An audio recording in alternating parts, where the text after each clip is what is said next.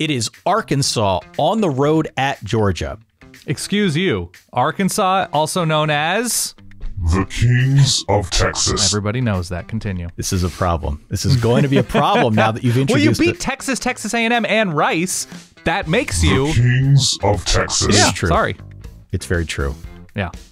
The Kings of Texas are an 18-point dog as they travel east to square off against the Georgia Bulldogs. Yes. So look, we put these show docs together weeks in advance based on what we think the biggest games each week are going to be. It's not uncommon that you miss some, that you have to go back and add some. It is more uncommon that you totally whiff and don't even have it as a thing on the radar. That's where I added a few this week, by the way. I added a few. That just to touch on later. And that's fine. I whiffed on this game. I was not in on Arkansas before last week, but now they're all the way up to number 8 in the AP Top 25 after the win against A&M. Been an incredible story so far, and we have no choice but to talk about Arkansas. This team has been one of the best stories so far in 2021. My guess here is that people are going to see this line and be like, whoa. Whoa.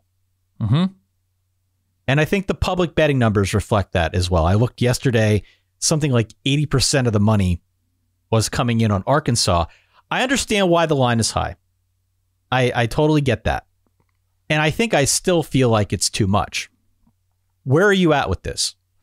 I think it's too much. I do think it's too much. I think Georgia is the more dependable team, not necessarily, though, against the spread.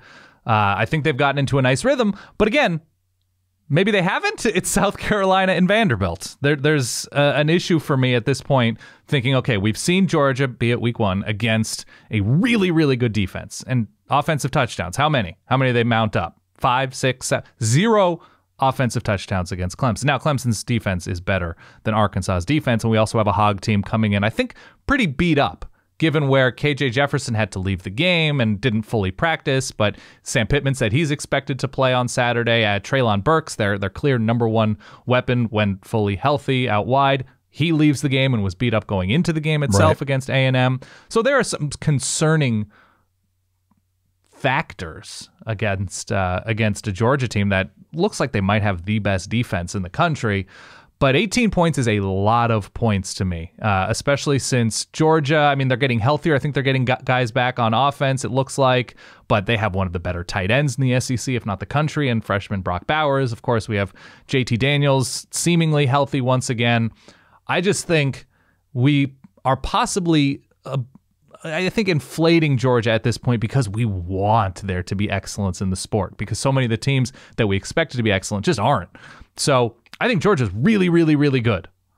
But I think Arkansas is dangerous enough to keep this within a couple touchdowns. And I'm not loving the Arkansas ability to win this game, but losing by 13 to 16 points, I'm right there. I'm right there with Barry Odom against an offense that can struggle.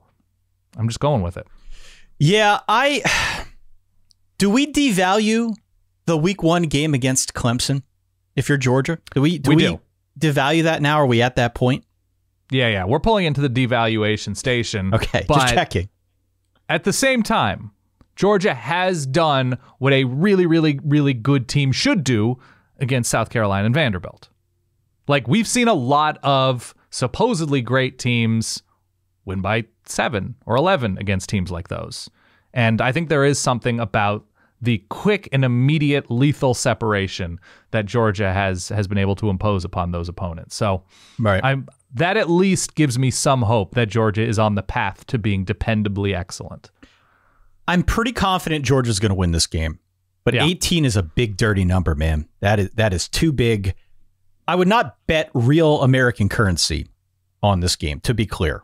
I'm not at all confident in the point spread. I am confident Georgia's going to win.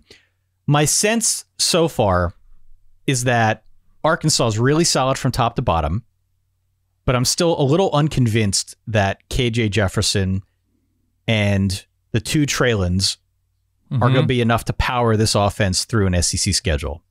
Feel like there need to be more contributors that perhaps will emerge and could emerge and should emerge. But right now, that three-headed monster to me, I need to see more if you're going up against a team like a Georgia and Alabama, some of the better competition in the SEC. A&M is not where we expected them to be. I'm not devaluing what Arkansas did against a very good defense. Right. But I want to see a little bit more balance before I'm willing to commit to the bit here with Arkansas.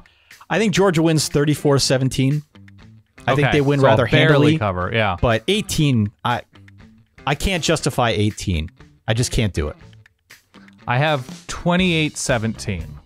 I think Arkansas on defense does a good enough job, though. It does scare me. The injuries mounting up in the second half. This is when, as we get closer to and in October, this is when depth really starts to take over. And I think Arkansas starters are really good, but I think it's going to start, the full roster will start getting tested, and Georgia's a team that is just not to be trifled with. So I have 28-17.